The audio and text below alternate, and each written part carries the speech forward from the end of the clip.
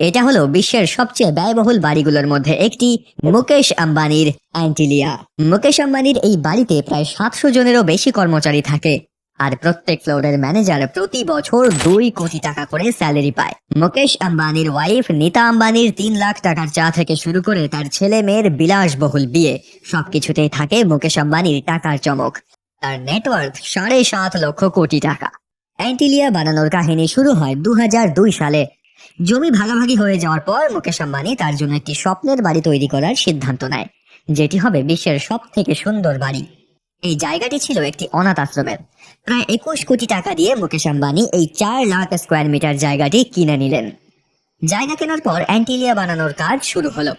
ইঞ্জিনিয়াররা বাড়িটি প্ল্যান করার পর মুকেশ আম্বানিকে একটা এস্টিমেট দিলেন, কিন্তু মুকেশ আম্বানি এই বাড়ি তৈরির জন্য এমন কনস্ট্রাকশন কোম্পানি চাইছিলেন যেটি তার মনের মতো বাড়ি তৈরি করে দেবে। বিল্ডিংটি ডিজাইন করার জন্যও আমেরিকা থেকে স্পেশাল ডিজাইনার আনা হয়। নীতা আম্বানি নিজে বিল্ডিং এর ডিজাইনটি দেখে শুনে ফাইনাল করেন। প্রথমে শুরু করা হয় বিল্ডিং এর ভিত তৈরির কাজ। অ্যান্টিলিয়ার ফাউন্ডেশনে প্রায় 200টি পাইল বসানো হয়, যাতে এটি যে কোনো প্রাকৃতিক দুর্যোগকে সহন করতে পারে। মুকেশ আম্বানি কনস্ট্রাকশন কোম্পানিকে মাত্র 4 বছরের সময় দিয়েছিলেন এই 27 তলা বিল্ডিং নির্মাণের জন্য। তাই কনস্ট্রাকশন কোম্পানিও তাড়াতাড়ি এই বিল্ডিং এর কাজ শেষ করতে চাইছিল। অবশেষে 4 বছর দিন রাত কাজ করার পর 2010 সালে কাজ শেষ হয়। শখের বাড়ি সম্পূর্ণ হয়ে যাওয়ার পরেও মুকেশ আম্বানি সেই বছর তার বাড়িতে গৃহপ্রবেশ করতে পারেনি, কারণ মুকেশ আম্বানি এত টাকা পয়সার মালিক হলেও তিনি গ্রহ নক্ষত্র এবং জ্যোতিষবিদ্যায় অনেক বেশি বিশ্বাসী। সাধু সন্ন্যাসীরা তাকে জানায় যে 2012 সাল অ্যান্টিলিয়াতে গৃহপ্রবেশের জন্য সব থেকে শুভ।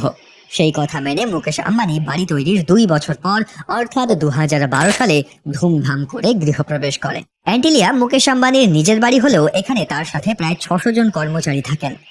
আপনারা হয়তো এতক্ষণে এটা আন্দাজ করতেই পেরেছেন যে এই সুবিশাল অট্টালিকাতে সব রকম সুযোগ সুবিধা আছে, আর আপনার ধারণাটা অবশ্যই সঠিক। এই বিল্ডিং এ মডার্ন ফ্যাসিলিটি এবং টেকনোলজি ইউজ করা হয়েছে।